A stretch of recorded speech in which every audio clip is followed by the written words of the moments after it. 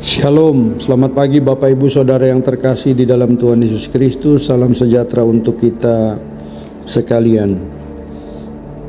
Kita jumpa lagi dalam renungan harian GKPO Halim Perdana Kusuma. Kita akan membaca dan merenungkan firman Tuhan. Namun sebelum itu, mari kita berdoa. Ya Tuhan, sumber pengetahuan dan hikmat, berkatilah kami dengan Roh Kudus-Mu ketika kami membaca dan merenungkan firman Tuhan, sehingga olehnya kami terus diingatkan, dikuatkan, dan disegarkan akan iman percaya kami di dalam kehidupan yang Tuhan anugerahkan kepada setiap kami jemaat-Mu ini. Di dalam nama Tuhan Yesus, amin. Bapak Ibu Saudara yang terkasih, Roma pasalnya yang ke-6 ayatnya yang ke-14 demikian firman Tuhan. Sebab dosa tidak akan berkuasa lagi atas kamu, karena kamu tidak berada di bawah hukum Taurat, tetapi di bawah anugerah. Bapak Ibu Saudara yang terkasih, kitab Roma adalah salah satu surat yang ditulis oleh Rasul Paulus kepada jemaatnya di Roma.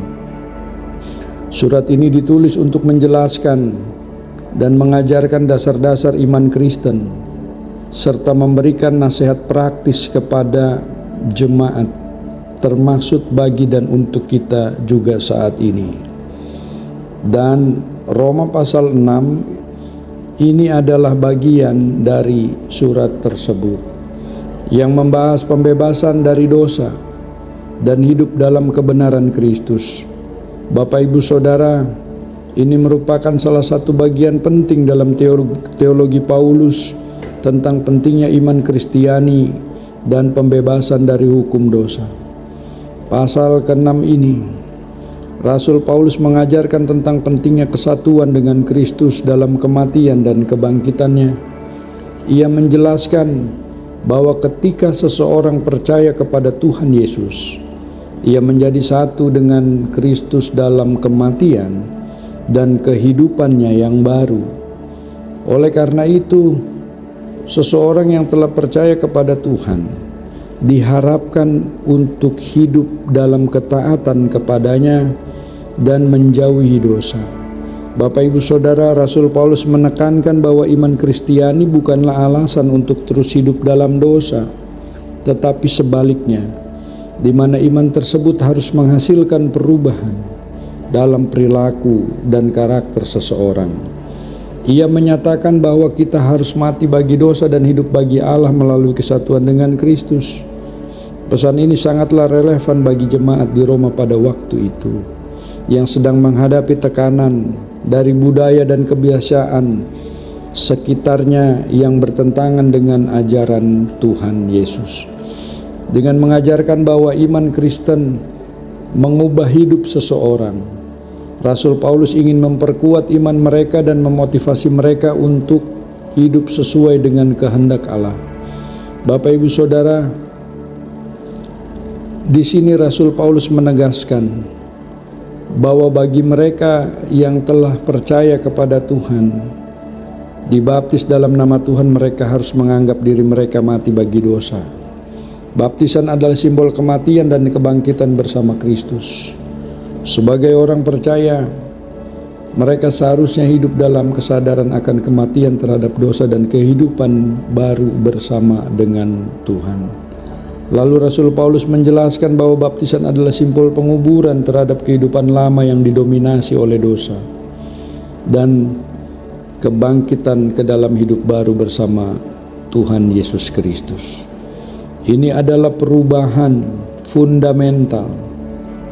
Segala hal yang berkaitan dengan prinsip dasarnya, landasannya atau pondasi utamanya seseorang dalam identitas spiritualnya, yaitu kesadaran yang mendalam mengenai siapa dirinya, dalam atau untuk mencakup nilai-nilai keyakinan, iman seseorang yang ada keterhubungannya dengan Tuhan, yang harus tercermin dalam hidup orang percaya setiap hari.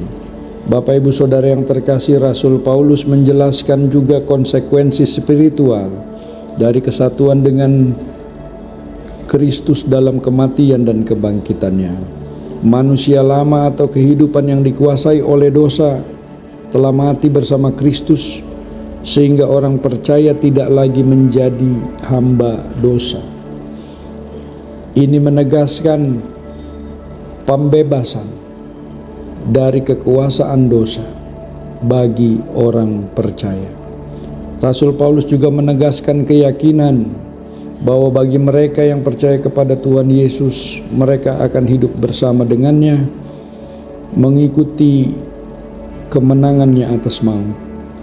Tuhan telah mengalahkan dosa dan maut sekali untuk selamanya, sehingga mereka atau kita yang bersatu dengannya akan hidup bagi Tuhan. Bapak Ibu Saudara yang terkasih, Rasul Paulus mengajak mereka untuk menganggap diri mereka mati bagi dosa dan hidup bagi Allah melalui kesatuan dengan Kristus. Mereka diberi perintah untuk tidak membiarkan dosa menguasai hidup mereka lagi, tetapi untuk menyerahkan diri mereka sepenuhnya kepada Tuhan, mempersembahkan diri mereka sebagai yang mengerjakan kebenaran dan ketaatan. Bapak Ibu Saudara yang terkasih, pesan bagi kita sekalian adalah yang pertama, pembenaran melalui Kristus. Pesan utama dari ayat-ayat ini adalah bahwa pembenaran tidak hanya melibatkan pengampunan dosa, tetapi juga perubahan hidup yang nyata, di mana ketika seseorang percaya kepada Tuhan Yesus dan dibaptis dalam namanya, mereka menjadi satu dengan Tuhan dan kematian dan kebangkitannya. Ini mengubah identitas dari manusia lama yang hidup dalam dosa menjadi manusia baru yang hidup dalam kesatuan dengan Kristus. Yang kedua, penebusan dari dosa. Rasul Paulus menekankan bahwa kematian Kristus tidak hanya menghapus dosa, tetapi juga mengakhiri kekuasaan dosa atas hidup orang percaya. Ketika seseorang percaya kepada Tuhan Yesus, mereka mati bagi dosa dan hidup bagi Allah. Ini berarti bahwa dosa tidak lagi memiliki dominasi atau kekuatan atas hidup kita, dan kita yang telah dibebaskan dari kekuasaan dosa melalui kematian dan kebangkitan Tuhan. Yang ketiga, keselamatan dalam hidup baru.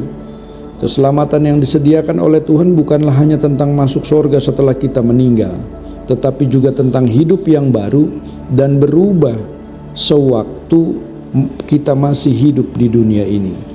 Karena kita orang percaya dipanggil untuk hidup sesuai dengan kebenaran dan ketaatan kepada Allah.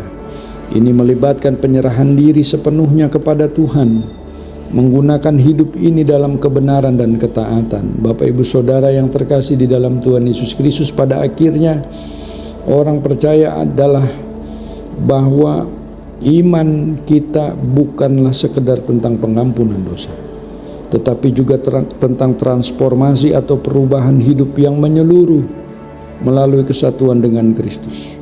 Orang percaya dibebaskan dari kekuasaan dosa dan dipanggil untuk hidup sebagai orang baru yang hidup bagi Allah. Ini menekankan pentingnya ketaatan, perubahan moral, dan pengabdian kepada Allah sebagai tanggapan atas kasih karunia-Nya yang besar dalam Kristus Tuhan dan Juru Selamat kita, orang percaya ini. Mari kita berdoa. Ya Tuhan, kami bersyukur, ya Tuhan, kami berterima kasih kepadamu ya Tuhan.